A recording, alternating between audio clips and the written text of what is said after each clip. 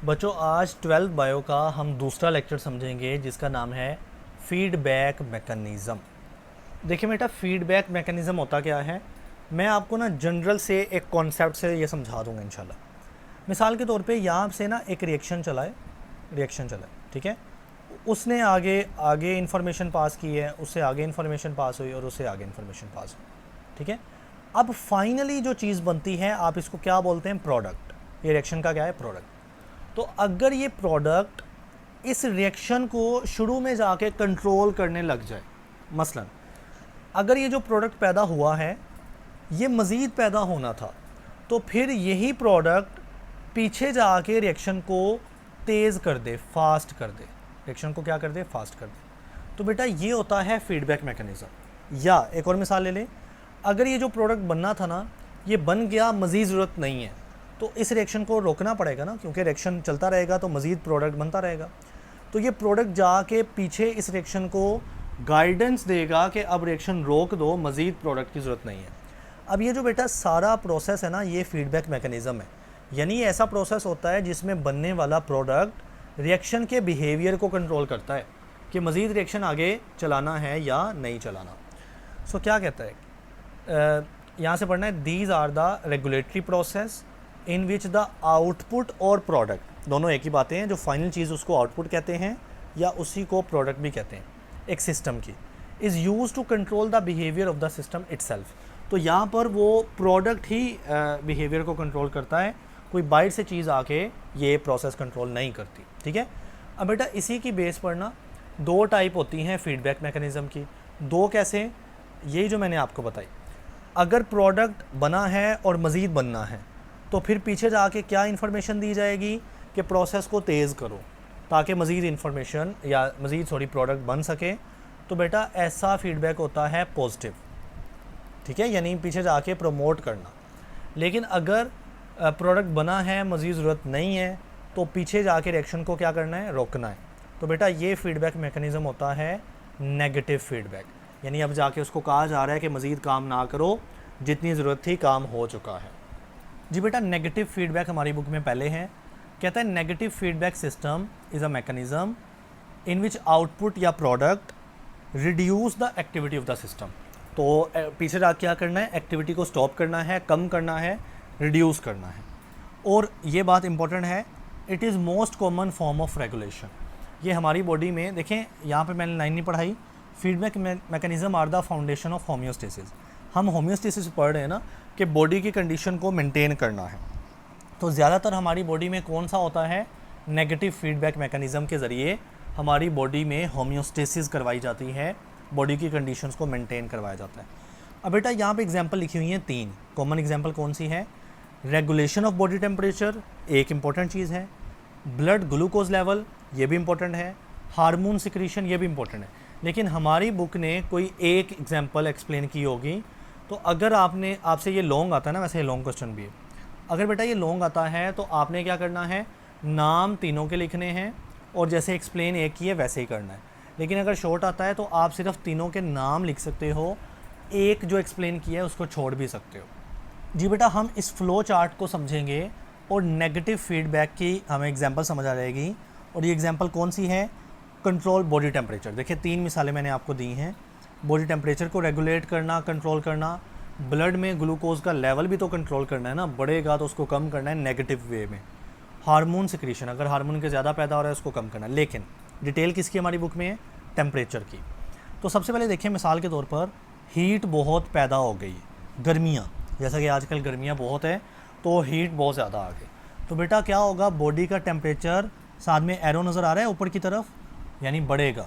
तो जाहिर बात है बाई टेम्परेचर बढ़ा है तो बॉडी का भी बढ़ेगा, क्योंकि बॉडी में हीट जाएगी। उससे क्या होगा बेटा, आपका जो हाइपोथैलेमस होता है ना, हाइपोथैलेमस आपके ब्रेन का एक पार्ट है, उसके अंदर होते हैं थर्मो रिसेप्टर, यानी वो डिटेक्ट कर लेते हैं। रिसेप्टर का काम क्या होता है, डिटेक्ट करना। तो ये रिसेप्टर हैं, ठीक है, ये डिटेक्ट करते हैं, थर्मो मतलब हीट को, तो डिटेक्ट कर लेते हैं कि बाहर हीट बहुत ज़्यादा हो गई है और बॉडी का टेम्परेचर भी बढ़ना शुरू हो गया है। और फिर ये मैसेज भेजते हैं हाइपोथैलेमस, यानी उसी ब्रेन के पार्ट के अंदर, कंट्रोल सेंटर को। और मैंने बताया था कंट्रोल सेंटर इंफॉर्मेशन को प्रोसेस करता है। और उसका नाम है थर्मो रेगुलेटर, यानी ये कंट्रोल सेंटर हीट को, थर्म को रेगुलेट करने वाला है। और फिर वो आगे मैसेज भेजता है इफ़ेक्टर को। इफ़ेक्टर बेटा मसल हो सकते हैं, ग्लैंड हो सकते हैं, और वो कौन से हैं? स्वेट ग्लैंड, पसीना पैदा करने वाले ग्लैंड। अगर बाहर हीट आई है, बाहर गर्मी आई है, तो बॉडी में क्या होगा? पसीना आएगा ना। सो ये सारा प्रोसेस हो रहा है इस प्रोसेस के ज़रिए। तो स्वेट ग्लैंड एक्टिवेट हो गए, इफेक्टर्स हैं वो, और आपको स्वेटिंग आना शुरू हो जाएगी, पसीना आना शुरू हो जाएगा। जब पसीना उड़ता है ना तो कूलिंग फील होती है, जैसा कि आपको बहुत पसीना आया हो, पंखे के नीचे बैठो तो पसीना उड़ जाएगा, तो क्या होगा? कूलिंग आएगी। तो बॉडी टेम्परेचर के साथ एरो नीचे की तरफ इस बार है, यानी बॉडी टेम्परेचर डाउन जाएगा। अब बेटा ये सारा एक प्रोसेस है, नॉर्मली होम्योस्टेसिस हो रही है। अब यहाँ पे नेगेटिव फीडबैक कैसे अप्लाई होगा, बात को समझें। बॉडी का टेम्परेचर कम हो गया है, तो फिर नेगेटिव फीडबैक के ज़रिए, यहाँ पे नेगेटिव फीडबैक लिखा ना, इसके ज़रिए थर्मो रिसेप्टर को जाके स्विच ऑफ कर दिया जाएगा। मतलब थर्मो रिसेप्टर को अब ये बोला जाएगा कि अब बॉडी का टेम्परेचर ठंडा हो गया है, बॉडी का टेम्परेचर कम हो गया है, तो अब आप मज़ीद आगे काम करना छोड़ दो। तो क्या होगा? थर्मो रिसेप्टर थर्मो रेगुलेटर को मैसेज भेजना बंद कर देंगे, वो स्वेट ग्लैंड को मैसेज भेजना बंद कर देंगे, और वो स्वेटिंग करना बंद कर देंगे। मज़ीद पसीना आना बंद हो जाएगा, क्योंकि आप पसीना आना कब बंद होगा? जब आप ऐसी जगह पे जाओगे जहाँ पे ठंडक है। मिसाल के तौर पे आप एसी वाले रूम में चले गए, आप पंखे के नीचे बैठ गए, कूलर के नीचे बैठ गए, या बाहरी मौसम ठंडा हो गया। इसलिए पसीना आना बंद होता है, क्योंकि हमारी बॉडी बेटा नेगेटिव फीडबैक कर रही होती है। तो जब बॉडी टेम्परेचर कम हो गया तो अब मज़ीद कम करने की ज़रूरत नहीं है। फिर नेगेटिव फीडबैक के ज़रिए थर्मो रिसेप्टर को जाके शट डाउन किया जाएगा, और वो फिर आगे वाला सारा चेन, सारा प्रोसेस रोक देंगे। यूँ ये नेगेटिव फीडबैक की मिसाल है। बेटा ये सारा यहाँ पे लिखा है, बस एक बात है कि हमारी बॉडी का सेट टेम्परेचर कितना है, सेट पॉइंट कितना है? 37 डिग्री सेल्सियस, यानी बॉडी इस टेम्परेचर पे खुश होती है और वो चाहती है कि ये टेम्परेचर हो। सारा आपने रीड कर लेना है, ठीक है। उसके बाद हमारे पास है positive feedback mechanism. Positive feedback mechanism की क्या डेफिनेशन होगी? कहता है ये भी एक रेगुलेटरी मैकेनिज़्म है, जिसमें इन विच आउटपुट या प्रोडक्ट फीड क्या करेगा? Increase the activity of the system. वो सिस्टम को पीछे जाके प्रमोट करेगा, इंक्रीज़ करेगा कि मज़ीद काम करते जाओ, प्रोडक्ट मज़ीद बनाते जाओ। This is the positive feedback. जी बेटा आगे आपने ये लाइन याद रखनी है, होम्योस्टेसिस में पॉजिटिव फीडबैक लेस कॉमन होता है देन नेगेटिव। वही बात, हमारी बॉडी में होम्योस्टेसिस हो रही है नेगेटिव के ज़रिए, पॉजिटिव भी होता है लेकिन कम होता है, ठीक है। नेक्स्ट बात क्या है? It often happen in the processes that require rapid and significant changes. तो ये उन जगह पे होता है हमारी बॉडी में जहाँ पे रैपिड यानी जल्द चेंजेस आने हो, जैसा कि ब्लड क्लॉटिंग। बच्चे मिसाल के तौर पे कोई चोट आई है तो वहाँ पे ना खून निकल रहा है, तो जाहिर है ब्लड क्लॉटिंग, खून वहाँ पे जमना शुरू हो जाएगा। तो हम क्या चाहते हैं? खून जमना बंद हो जाए या ज़्यादा जमे? तो हम चाहते हैं ज़्यादा जमे, ताकि जो खून है वो बहना रुक जाए ना। तो इसलिए पॉजिटिव फीडबैक मैकेनिज़्म इस्तेमाल किया जाएगा ताकि ब्लड क्लॉटिंग को मज़ीद ज़्यादा प्रमोट किया जाए। उसके बाद है labour and child birth. Labour pain होती है ना कि जब बर्थ होनी होती है, तो ये भी पॉजिटिव के ज़रिए बढ़ाई जाती है ताकि ज़्यादा पेन हो और जो बर्थ है वो अच्छे तरीके से पॉसिबल हो सके। अब बेटा ये दो एग्जांपल हैं, एक लेबर एंड चाइल्ड बर्थ और एक है ब्लड क्लॉटिंग। तो इनमें से हमारे पास ये जो चाइल्ड बर्थ वाली है ये डिटेल में बताई गई है, पॉजिटिव मैकेनिज़्म वाली, इसको रीड कर लेते हैं। जी तो बेटा सबसे पहले है स्ट्रेचिंग इन फीटस। फीटस यानी जब बेबी होता है ना मदर के अंदर, और उसको हम फीटस कहते हैं। तो जब उसकी डिलीवरी, स्ट्रेचिंग मतलब जब उसकी डिलीवरी हो रही है ना, वो टाइम कह रहा है। तो बेटा क्या होता है? यूट्रस जहाँ पे बच्चे ने मदर के अंदर पूरी डेवलपमेंट की है ना, पूरा वो ग्रोथ की है, वो यूट्रस जगह होती है, ठीक है। तो वो कॉन्ट्रैक्शन करता है, वो ऐसे दबता है ताकि बेबी बाहर चला जाए। तो बेटा वो बढ़ती है, क्योंकि अब डिलीवरी का टाइम है ना, तो कॉन्ट्रैक्शन बढ़ेगी ताकि बेबी बाहर को पुश हो सके। सो अब ये तो नॉर्मल प्रोसेस है ना नॉर्मली। उसके बाद क्या होता है? यूट्रस वॉल जो है ना वही रिसेप्टर है। ये जो यूट्रस जगह मैंने बताई ना जहाँ पे बेबी होता है, बेबी रहता है पूरा अपना ड्यूरेशन में, यही रिसेप्टर है, ठीक है। यानी इन्होंने कोई चीज़ सेंस करनी है, कोई चीज़ डिटेक्ट करनी है, तो वो आगे मैसेज भेजते हैं पार्ट ऑफ हाइपोथैलेमस, यानी हाइपोथैलेमस आपके ब्रेन का एक पार्ट है ना, उसके किसी एक स्पेशल पार्ट को, और वो बेटा कंट्रोल सेंटर है। आपको याद होना चाहिए कि आपका ब्रेन ही तो कंट्रोल सेंटर होता है ना। फिर बेटा वो आगे कंट्रोल सेंटर, रिसेप्टर के बाद कंट्रोल सेंटर आता है, उसके बाद इफेक्टर आता है ना। तो आगे इफेक्टर कौन सा है? Pituitary gland. बेटा ये भी आपके दिमाग के साथ हमने पढ़ा था, पिट्यूटरी ग्लैंड होता है पिछली क्लासेस में। तो बेटा ये है कि सबसे पहले जब डिलीवरी का टाइम आता है, जो यूट्रस की दीवारें होती हैं सबसे पहले वो रिसेप्टर का काम करती हैं, वो पता करती हैं कि अब डिलीवरी का टाइम आ गया है। तो वो कंट्रोल सेंटर यानी ब्रेन को मैसेज भेजती है, और ब्रेन के किस पार्ट को? हाइपोथैलेमस को। कंट्रोल सेंटर बेटा आगे इफेक्टर को मैसेज भेज देता है, और यहाँ पे इफेक्टर क्या है? पिट्यूटरी ग्लैंड है, दिमाग के साथ जुड़ा हुआ एक ग्लैंड है। वो बेटा रिलीज़ करता है ऑक्सीटोसिन, ठीक है। ऑक्सीटोसिन एक हार्मोन है। अब ऑक्सीटोसिन क्या करता है? यूट्रस की कॉन्ट्रैक्शन को बढ़ाता है।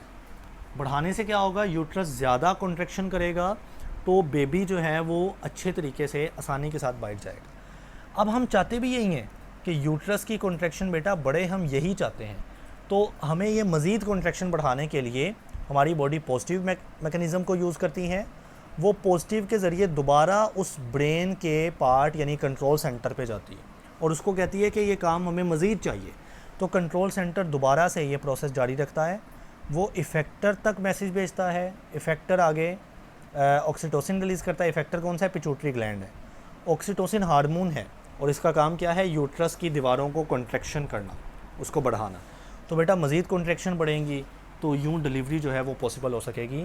तो ये हमारा सारा है पॉजिटिव फीडबैक मैकेनिज़्म जी। तो बेटा यहाँ पे सारा आपने ये पैराग्राफ पढ़ लेना है। फॉर एग्जांपल वाला पैराग्राफ सेम है, कहता है दिस पॉजिटिव फीडबैक लूप, ये एक लूप है ना, नीचे को जाएगा, कॉन्ट्रैक्शन बढ़ेगी, दोबारा फीडबैक ऊपर को भेजेगा, कंटिन्यू ये तब तक जारी रहेगा until the baby is born, जब बेबी की बर्थ ना हो जाए जी। बेटा साथ ही देख लें अनरेगुलेटेड पॉजिटिव फीडबैक, यानी बाज़ औक़ात क्या होता है कि जो पॉजिटिव फीडबैक है वो अनरेगुलेटेड हो जाता है। मतलब अगर पॉजिटिव फीडबैक ने रुकना था ना, जैसा कि बेबी की बर्थ हो गई है उसके बाद उसको रुक जाना चाहिए, लेकिन अगर इस तरह का पॉजिटिव फीडबैक मैकेनिज़्म रुके ही ना, वो अनरेगुलेटेड हो जाए तो कुछ नुकसान होगा ना, ज़ाहिर है। यहाँ पे क्या मिसाल है? कहता है सम टाइम बाज़ औक़ात the unregulated positive feedback system can result in health problem, इससे सेहत ख़राब हो सकती है। मिसाल के तौर पर इन सीवियर इन्फ्लेमेशन और इन्फेक्शन। अब बेटा इन्फ्लेमेशन क्या होती है, इन्फेक्शन क्या होता है, बात को समझना। इन्फेक्शन क्या होता है कि जब कोई बैक्टीरिया, कोई वायरस आके अटैक कर दे तो हम उसको इन्फेक्शन कहते हैं। इन्फ्लेमेशन क्या होती है बच्चे? जब कोई बैक्टीरिया वगैरह, कोई माइक्रो ऑर्गेनिज़म आता है ना, सो हमारे बॉडी के अंदर स्पेशल वाइट ब्लड सेल जो होते हैं ना, वाइट ब्लड सेल स्पेशल, सारे नहीं, वो जाके इन बैक्टीरिया को जाके उनसे लड़ते हैं, और बेटा जहाँ पे ये लड़ाई होती है वो जगह पर इन्फ्लेमेशन, सोजिश हो जाती है, ठीक है। तो ये immune cell, white blood cell हमारे क्या है? Immune cell. तो इम्यून सेल रिलीज़ करते हैं प्रोटीन जिसका नाम है साइटोकाइन, ठीक है। These protein further stimulate the immune response. तो बेटा ये लड़ाई के दौरान ना, ये कुछ वाइट ब्लड सेल क्या करते हैं? खुद जाके लड़ते हैं, और कुछ इम्यून सेल यानी वाइट ब्लड सेल प्रोटीन पैदा करते हैं जिसका क्या नाम है? साइटोकाइन। और ये साइटोकाइन क्या करेगा? ये साइटोकाइन मज़ीद वाइट ब्लड सेल्स को एक्टिवेट करेगा, वो भी वाइट ब्लड सेल एक्टिवेट होके वो भी आके इस लड़ाई में हिस्सा डालेंगे। फिर ये काम पॉजिटिव तरीके से होता है, ये नए वाइट ब्लड सेल मज़ीद साइटोकाइन प्रोटीन को पैदा करेंगे ना, तो ये प्रोटीन नए वाइट ब्लड सेल को एक्टिवेट करेगी। तो ये ना पॉजिटिव साइड पे मैकेनिज़्म बढ़ता है। If this positive feedback is not properly regulate, यानी अगर ये रेगुलेट ना हो, ये चलता ही रहे, तो क्या होगा? Can lead to excessive inflammation, inflammation बहुत बढ़ जाएगी, वहाँ पे सोजिश, स्वेलिंग, रेडनेस बहुत ज़्यादा हो जाएगी, एंड टिश्यू डैमेज, और बेटा वो टिश्यू इतना रेड हो जाएगा, इतना स्वेल कर जाएगा कि वो डैमेज भी हो सकता है।